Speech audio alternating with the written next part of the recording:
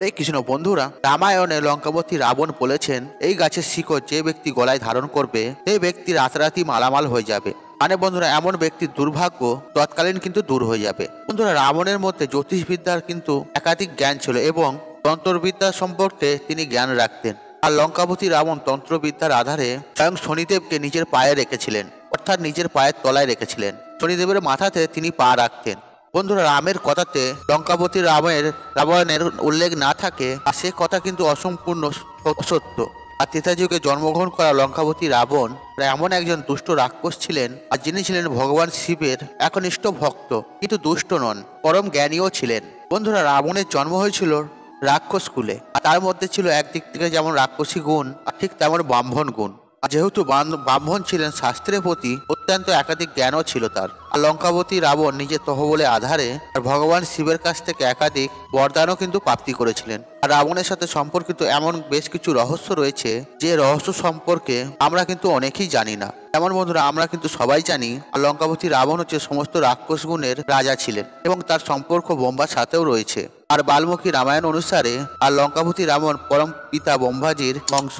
ভগবান ব্রহ্মার মানসপুত্র, আর যিনি হচ্ছে পুরুষোত্তম ঋষি, তার পুত্র বেসবা ঋষি এবং তার বিবাহ রাক্ষস বংশের কন্যা কৈকিসাদ হয়েছিল। আর কৈতির থেকে রাবণ, কুম্ভকর্ণ ও বিভীষণ এরা জন্মগ্রহণ করেছিলেন। তাই বন্ধু, লঙ্কাপতি রাবণ এমন একটি পুস্তক লিখে গেছিল, আর যে পুস্তকটির নাম হচ্ছে রাবণ সংহিতা। যারা এই রাবণ সংহিতা হিসেবে জানেন তারা তো জানবেনই।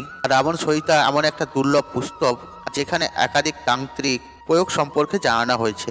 হ্যাঁ বন্ধুরা, একাধিক তান্ত্রিক টোটকা সম্বন্ধে আর সেখানে কিন্তু আমরা উল্লেখ পাই। আর লঙ্কাপতি রাবণ এই রাবণ সংহিতাতে গ্রহ নক্ষত্রকে কন্ট্রোল করার জন্য এবং কি তাদেরকে বশে করার জন্য ও শত্রুকে পরাস্ত করার জন্য এবং আকর্ষণীয় অর্থ প্রাপ্তির জন্য একাধিক সাধন সম্পর্কে জানিয়ে গেছে। এবং লঙ্কাপতি রাবণ মানুষকে সমাহিত করা বিদ্যা সম্পর্কেও জানিয়ে গেছে। রাবণ সম্পর্কে এটাও বলা হয়, রাবণকে যদি কোনো একজন সাধন ব্যক্তি যদি রাবণকে দেখে নিত, সেই ব্যক্তি রাবণের বশীভূত হয়ে যেত। লঙ্কাপতি রাবণ এমন একটি দিব্য তিলক ব্যবহার করতেন কপালে, আর যেটি দেখা মাত্রই মানুষ তার বশীভূত হয়ে যেত। বন্ধুরা, আজকের এই ভিডিওতে আপনাদের রাবণ সংহিতা অনুসারে এমন কিছু শিকড় সম্পর্কে জানাবো, আর সেই শিকড় সম্পর্কে লঙ্কাপতি রাবণ কিন্তু নিজে জানিয়েছে। আর এই শিকড় ধারণ করার ফলে সেই ব্যক্তির শরীরে অদ্ভুত শক্তি কিন্তু প্রবেশ করে এবং মাতা লক্ষ্মী বেঁধে যায়। বন্ধুরা, আলোচনা শুরু করার আগে আপনাদের কাছে ছোট্ট একটাই অনুরোধ, আপনি যদি এখনো পর্যন্ত চ্যানেলটাকে সাবস্ক্রাইব না করে থাকেন তাহলে সাবস্ক্রাইব করে পাশে বেল আইকনটি অবশ্যই কিন্তু অন করে দেবেন। আর আপনি যদি প্রভু শ্রীরামের ভক্ত হয়ে থাকেন তাহলে কমেন্ট বক্সে অবশ্যই লিখবেন জয় শ্রীরাম। বন্ধুরা, লঙ্কাপতি রাবণ বলেছেন অর্থ কষ্ট থেকে বাঁচার জন্য যে কোনো রূপোর তাবিজের মধ্যে আর উপর কৌটোর মধ্যে কালো হলুদ এবং কালো হলুদের টুকরো এবং সিঁদুর, এই দুটো জিনিসকে আপনারা একটা রূপোর কৌটো নেবেন, ছোট্ট কৌটো। যদি আপনার সামর্থ্য না থেকে থাকে তাহলে আপনি যে কোনো ছোট কৌটো নেবেন, তার মধ্যে আপনি কালো হলুদ আর সিঁদুর এই দুটো জিনিসকে আপনি ভরে দেবেন। আর বন্ধুরা, এই প্রয়োগটি আপনাদের করতে হবে শুক্রবার দিনকে। আর এই দুটো জিনিসকে আপনি রূপোর কৌটোর মধ্যে ভরে আপনার বাড়িতে ঠাকুর ঘরে সেখানে আপনি রেখে দেবেন। সেটাকে কিছুদিন সেখানেই রেখে দেবেন। আপনি যেমন সকালবেলাতে বা সন্ধ্যেবেলাতে ধূপধুনো দেখান, সেরকম ধূপধুনো দেখাবেন, সেটি কিন্তু পুজো করতে করতে সিদ্ধ হয়ে যাবে।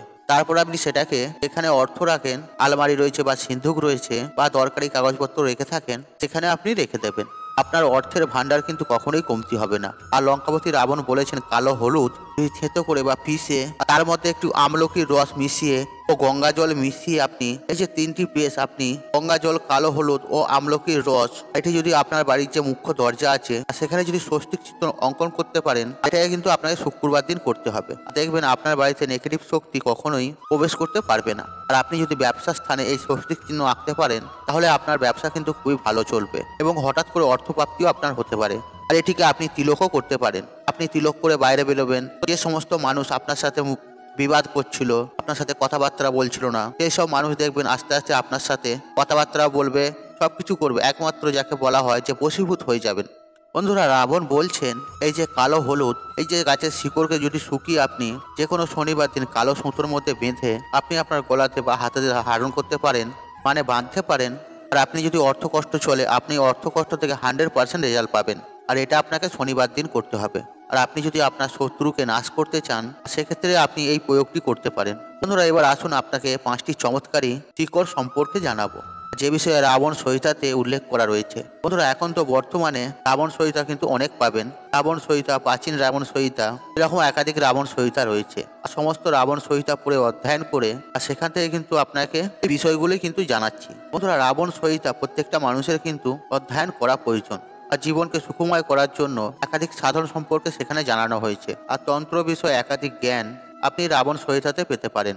যন্ত্র সম্পর্কে আপনি পাবেন, বনস্পতি শাস্ত্রের কথাও পাবেন, তুল্যজর গাছের শেকড় রয়েছে আর সে সম্পর্কেও কিন্তু সেখানে তথ্য দেওয়া রয়েছে। বন্ধুরা রাবণ সহিতা বলছেন কালো যে ধুঁতরা রয়েছে সেই গাছের শিকড়, এর মধ্যে কিন্তু একাধিক গুণাগুণ রয়েছে, বিশেষ করে কালো শক্তির হাত থেকে বাঁচার জন্য। বন্ধুরা কালো যে ধুঁতরা স্বয়ং কালের স্বরূপ, কাল ভৈরব। এই যে কালো ধুঁতরা ফুল আপনি যদি মহাদেবকে অর্পণ করেন, মহাদেব কিন্তু অত্যন্ত খুশি হবেন। আর তন্ত্র দৃষ্টিতে এই কালো ধুঁতরা কিন্তু অত্যন্ত গুরুত্বপূর্ণ। যে কোনো শনিবার দিন এই ধুতরা গাছের শিকড় আপনি উপরে নিয়ে আসবেন। সেই শনিবার দিনকে ধূপ ইত্যাদি দেখিয়ে আপনারা বাড়ির আশেপাশে যেখানে শিব মন্দির রয়েছে সেখানে চলে যাবেন এবং শিবলিঙ্গে আপনি এটাকে 5 বার ঠেকাবেন, মানে স্পর্শ করাবেন। তারপর আপনি কালো কালারের সুতো বা ধাগা দিয়ে এটিকে আপনি আপনার হাতে ধারণ করে নেবেন। ছেলে হলে ডান হাতে আর মেয়ে হলে বাঁ হাতে। তবে হ্যাঁ, আপনি গলাতেও ধারণ করতে পারেন, অথবা আপনি নিজের উপর যে তাবিজ রয়েছে সেই তাবিজের মধ্যেও ভরেও আপনি ধারণ করতে পারেন। তামার তাবিজের মধ্যেও ভরেও আপনি ধারণ করতে পারেন। আর আপনার যেটা সুবিধা হবে সেই হিসেবে আপনি ধারণ করতে পারেন। আর যদি আপনার শনি হয়তো অত্যন্ত দুর্বল, শনি কুপ্রভাব দিচ্ছে, শনি ঢাইয়া বা 7.5 চলছে, আর সেটি কিন্তু অবশ্যই দূর হয়ে যাবে। প্রেত বাধা, ভূত বাধা, অশুভ শক্তি, নজর দোষ, ব্ল্যাক ম্যাজিক, এই শিকড় যদি তাবিজের মধ্যে ভরে আপনি যদি ধারণ করতে পারেন, আপনি এর হাত থেকেও কিন্তু রক্ষা পাবেন। বন্ধুরা পরবর্তী যে গাছটি হচ্ছে আর সেটি হচ্ছে সহদেবী গাছ। আর রাবণ সহিতায় বলা হয়েছে যে সমস্ত ব্যক্তি দীর্ঘ সময় ধরে অসুস্থ তারা যদি এই সহদেবী গাছের শিকড় যদি ধারণ করতে পারেন, তাহলে কিন্তু সেই রোগ কিন্তু অবশ্যই ঠিক হয়ে যাবে। বন্ধুরা তৃতীয় যে গাছটি সম্পর্কে জানাবো রাবণ সহিতায় বলা হয়েছে, আর সেটি হচ্ছে তুলসী গাছ। হ্যাঁ বন্ধুরা, আমরা সবাই জানি এই তুলসী গাছে একাধিক চমৎকারী শক্তি রয়েছে। তা আপনি যদি এই তুলসী গাছের শিকড় রবি পুষ্প নক্ষত্রে এই তুলসী গাছের শিকড় যদি আপনি ধারণ করতে পারেন, মানে যে কোনো শুক্রবার দিন, তাহলে আপনার জন্মকুণ্ডলিতে অর্থপ্রাপ্তির সৃষ্টি হবে, আপনার ভাগ্য বলবান হবে, আপনার দুর্ভাগ্য দূর হয়ে যাবে। এছাড়াও মাতা লক্ষ্মী এবং স্বয়ং তুলসী দেবী আপনার বাড়িতে কিন্তু নিবাস করবে। আর এই তুলসী গাছের শিকড়ে একাধিক দৈব শক্তি কিন্তু লুকিয়ে রয়েছে। আমাদের তন্ত্রশাস্ত্রের সাথে সাথে ধর্মশাস্ত্রেও বলা হয়েছে আর তুলসী গাছের শিকড়ে কিন্তু সমস্ত তীর্থ নিবাস করে। আর তুলসী গাছের গোড়া বা শিকড় যেখানে ভগবান ব্রহ্মা নিবাস করে, আর মধ্যভাগে ভগবান বিষ্ণু এবং সম্পূর্ণ অংশে মাতা লক্ষ্মী নিবাস করে।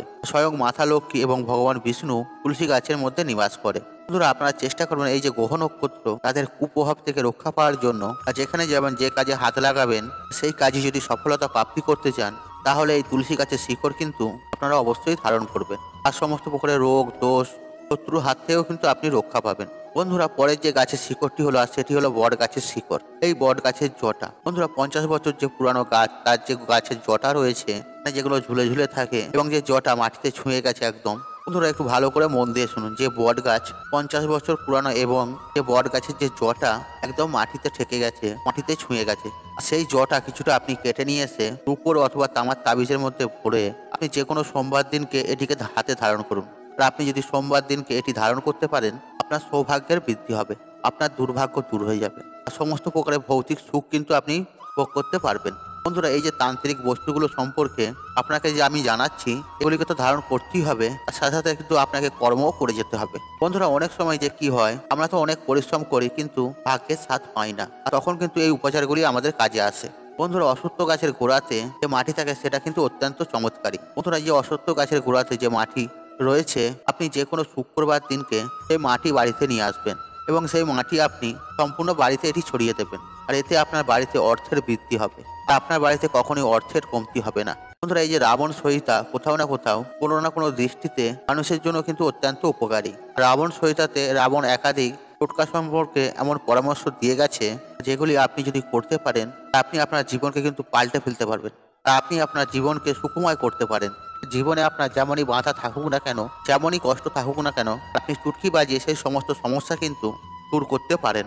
বন্ধুরা আশা করছি এই ভিডিওটি আপনাদের ভালো লেগেছে, তাহলে ভিডিওতে একটি লাইক করুন, একটি কমেন্ট করুন, একটি শেয়ার করুন এবং বন্ধু বান্ধব আত্মীয়জনদের সাথে শেয়ার অবশ্যই করুন। মনে রাখবেন আপনার একটি শেয়ার অনেক মানুষকে উপকৃত করে তুলতে পারে। আপনি যদি আমার চ্যানেলে নতুন হয়ে থাকেন তাহলে চ্যানেলটি অবশ্যই সাবস্ক্রাইব করুন এবং পাশে থাকা নোটিফিকেশন অন রাখুন, কারণ এই রূপ নিত্য নতুন ভিডিও সবার আগে দেখার জন্য। ঈশ্বর আপনার মঙ্গল করুক, আপনি সুস্থ থাকুন, নিরোগ থাকুন, আপনার দিন মঙ্গলময় হোক। হরে কৃষ্ণ কৃষ্ণ কৃষ্ণ হরে হরে।